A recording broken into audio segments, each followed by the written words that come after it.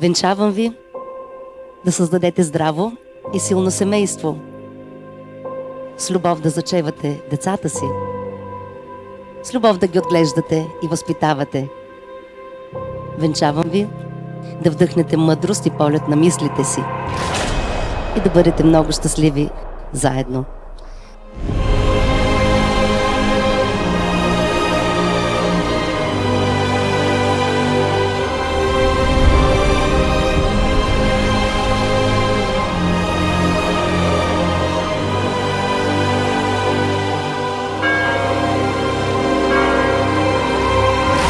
Вие, Мария Величкова Илчева, съгласни ли сте да вземете за свой законен съпруг Павел Руменов Иванов, да го обичате и почитате от тук насетне и завинаги?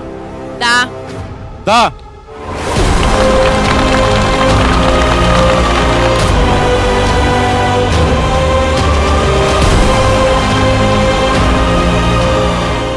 Скъпи Мария и Павел, преди близо 7 години се запознахме като на шега.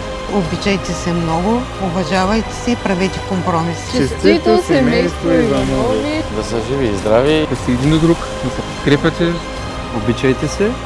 Много ви обичаме. Много семейно щастие! Винаги сме до вас.